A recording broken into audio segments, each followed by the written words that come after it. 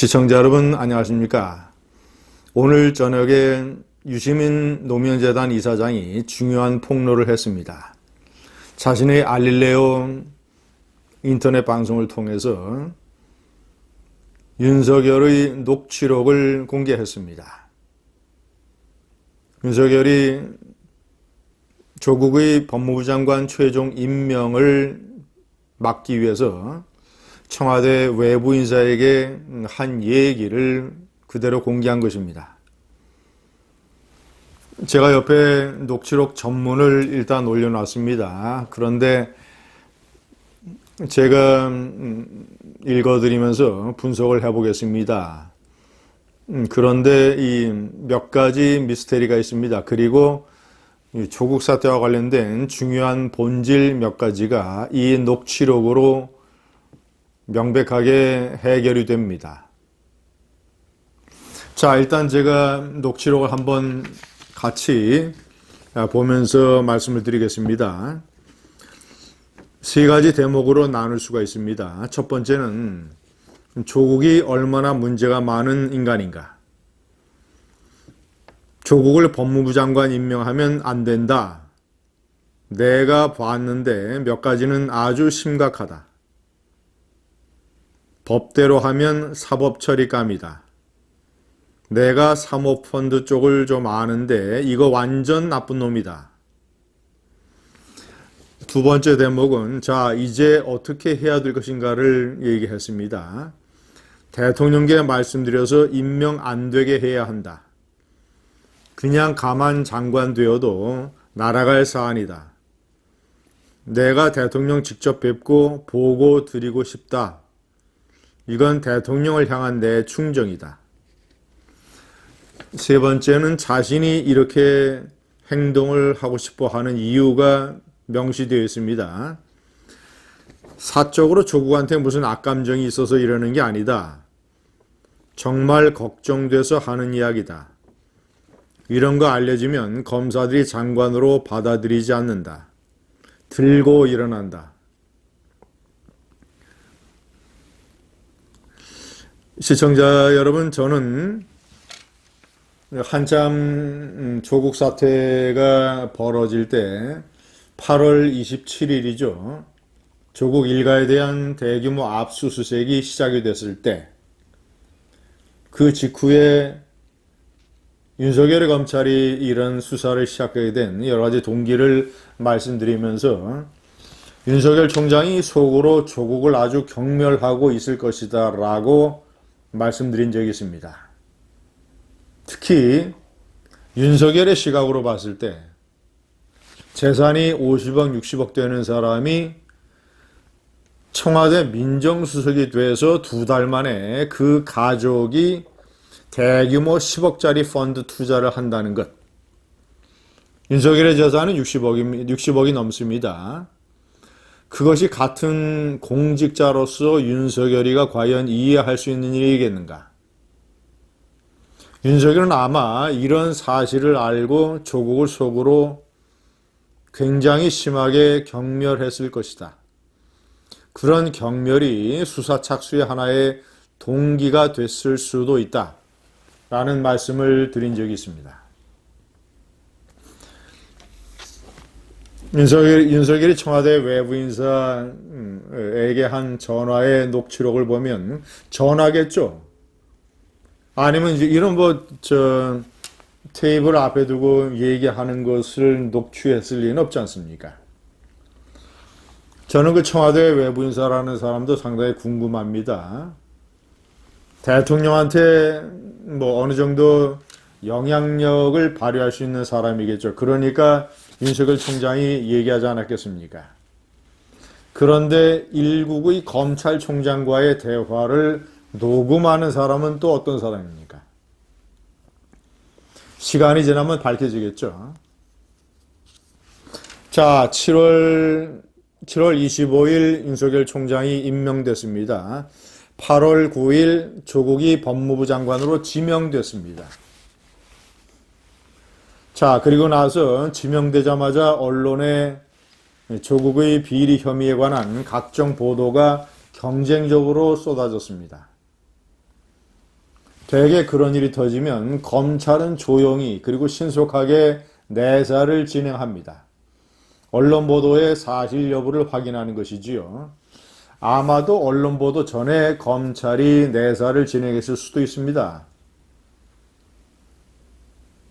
만약에 조국이 민정수석을 그만뒀는데 모든 언론이 차기 법무부 장관으로 그가 유력시 된다고 보도하지 않았습니까? 자, 그러면 그 정도의 인물, 특히 법무장관이기 때문에 검찰이 어떤 상황 파악을 위한 정보 수집에 착수했을 수도 있고, 아니면 청와대 민정수석실에서 진행하는 검증 차원의 과정에서 정보가 새어나올 수도 있고, 아니면 검찰의 제보가 들어갔을 수도 있습니다. 여러 가지 경로를 통해서 대검은 범죄 정보기획관실을 가지고 있고, 서울중앙지검은 수사정보과를 가지고 있습니다.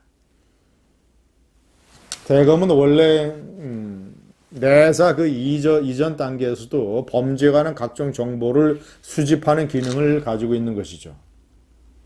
자, 그래서 조국의 지명 전후로 해서 이 전화통화는 8월 9일 지명과 8월 23일 압수수색 그 중간 지점에서 발생했다고 하니까 아마도 윤석열 총장의 이런 발언 이전에 내사 자료가 윤 총장에게 보고되지 않았겠는가? 자, 그러면 8월 9일 지명 전후로 아마 윤 총장은 조국과 조국 일가의 범죄 혐의에 관한 상당한 정보를 입수를 했을 것입니다. 그래서 이거 완전 나쁜 놈이라고 표현할 정도로 특히 여러 가지 혐의 중에서 사모펀드 그리고 대통령에게 직접 자신이 얘기를 하려고 아마 공식적인 경로로 처음에 시도를 했겠죠. 그런데 그것이 좌절되니까 청와대 외부 인사에게 이런 얘기를 한 것입니다. 세 번째 대목에서 우리가 명백하게 알 수 있는 것은 그동안에 이 더불어민주당을 포함한 이 여권 권력이 국민들에게 호도한 것, 조국 수호를 외치는 이른바 친문 세력이 잘못 뒤집어 쓰고 있었던 것, 윤석열의 검찰이 조국이 검찰 개혁을 단행할 것이 두려워서 그것이 싫고 그것을 막기 위해서 수사를 한다라는 잘못된 인식, 국민에게 호도한 것. 윤석열 총장의 저런 내용을 보면 그런 무슨 검찰 개혁이 두려워서 뭐 이런 따위의 생각이 아니라 도저히 검사들의 수장이라고 할 수 있는 법무부 장관감으로 도저히 받아들일 수 없다. 이것은 검찰의 자존심이 걸린 문제다. 검사들이 들고 일어날 문제다라고 분명하게 밝히고 있습니다. 자, 유시민은 방송에서 계속 그의 주장을 강조했습니다. 뭐냐?